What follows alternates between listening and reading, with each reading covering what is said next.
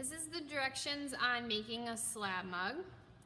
So if you want to follow along with these steps might be helpful.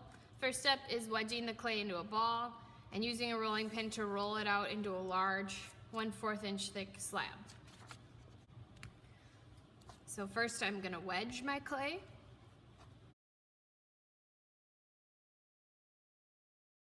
And then I'm going to start rolling it out.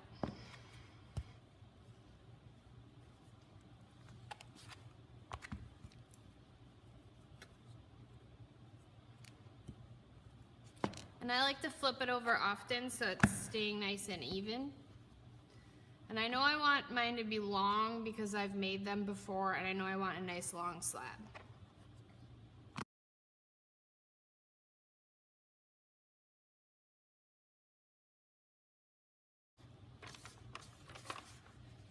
The next step is to smooth out any air bubbles with a rib tool, and a sponge also helps to make your surface very smooth.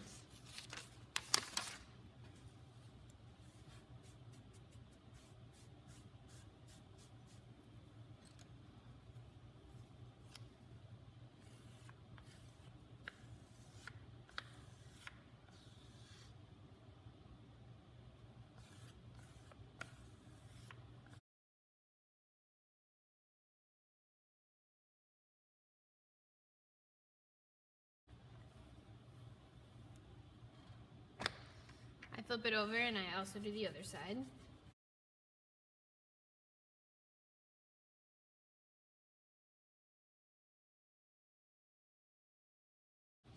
Once you have a nice smooth surface, then you want to press in your textures.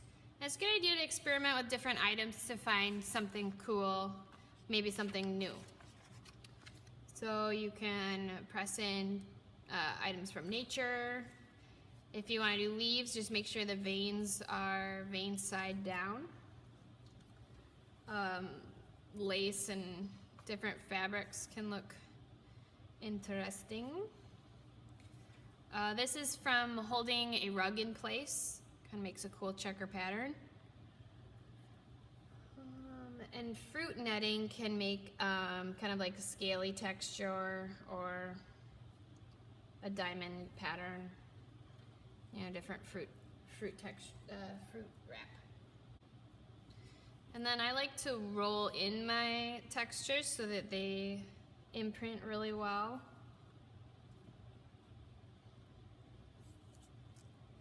I don't want to roll so hard that I make my slab really thin though. And then peel them back out.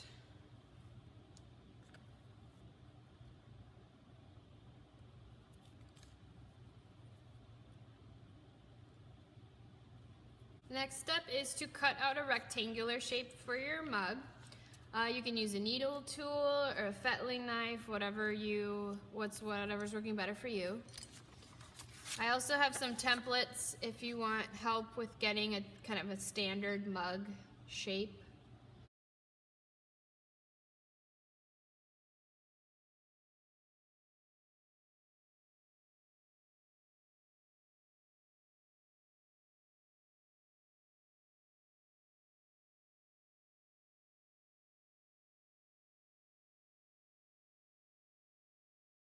At this step, it's a good idea to decide where you want the top to be, where you're gonna drink out of. So if I want this to be the top, I would want to smooth it really well so that I'm not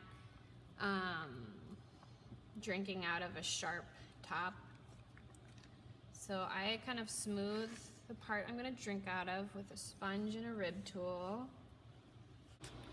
Alright, so after you've done a nice job smoothing the top part, the next step is to cut the edges with a 45-degree angle to make a bevel edge cut. So you want to make the cut over and under at 45 degrees. So you can use your needle tool or a fettling knife, either one. So I use my fettling knife and I'm going to cut at a 45-degree angle. And I'm going to do a cut that goes on top or over. And then a cut that goes under, and I want to try to hold my fettling knife at the same angle. and cut under. Then I'm going to score the bevel edges. I like using the purple rib tool because it's just very quick. So I'm gonna just gently score the edge there, and underneath score the edge there. The next step is to stand the slab up. I slowly bend it into a cylinder, and then I'm going to add slip and blend the seam together. So I'll lift this up, gently put it on its side, and I slowly bend it so it has time to kind of bend into shape. And then I can see how my beveled edge will line up very nicely. So I'm going to add slip.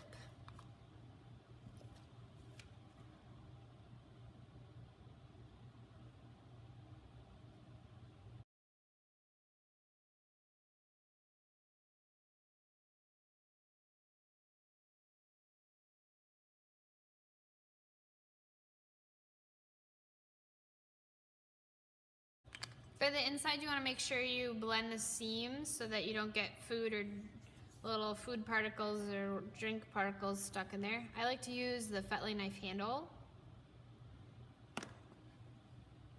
or my hand to make it really nice and smooth. On the outside, some people like to let their seam show, but if you don't want your seam to show, then you would just smooth it, trying to not mess up your textures. Get that rest of that edge smoothed. Okay. The last step is that you need to create a base and a handle. I use the extra scraps from my slab if I planned it well for the base and the handle.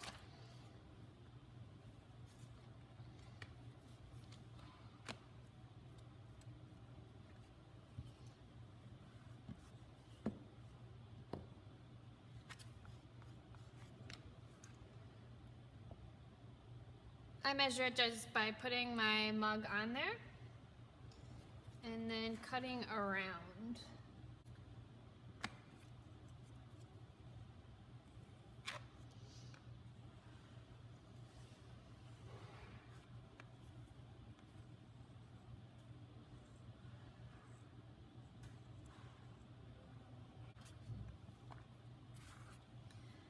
Then I need to score and slip it.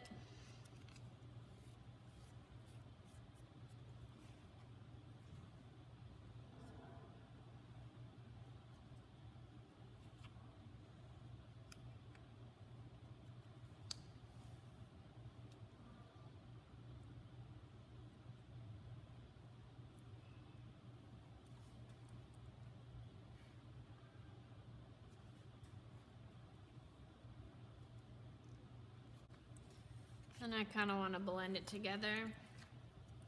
Again, handles work really well for getting the interior to be blended so that you don't get food and stuff stuck in there. Easy to wash it out.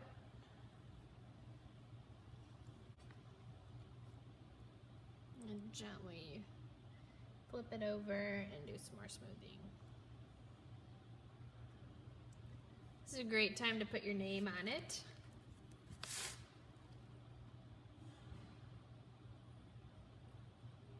I should use my Sgraffito tool instead.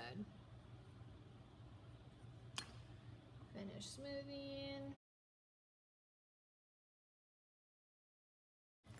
And now I just need to make my handle.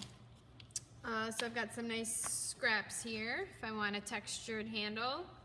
And I'm just gonna cut, you can do different shapes, but I'm just gonna keep it simple and cut a rectangle handle. I keep that as a backup just in case. Cut off that, the part got kind of thin, so I don't want that.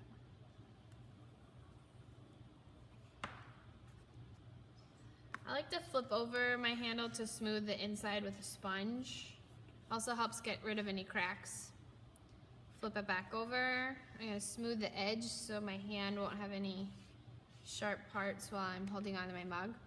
And then I like to get my handle to set up onto the table by flipping it over and getting it ready. I press my thumb into it here to get it ready to put onto my mug. I'm going to put my handle where the seam was because I kind of want to cover that area up. But you could put there's all sorts of different styles of handle. You could do kind of like a little handle, a double handle, whatever kind of handle you want to make. I need to score this. Plan where I want to put it.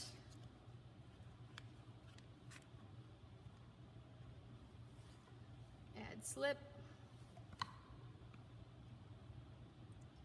And you really want to press your handle in so that your handle doesn't break off later.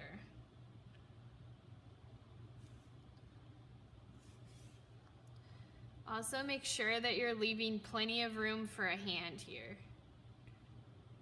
So don't make it so small that your hand can't fit through here. Maybe I'll add a little pinch to mine. Give it some character and make sure that it's nice and straight. And there I have my mug ready to go on the racks for firing, drying and firing.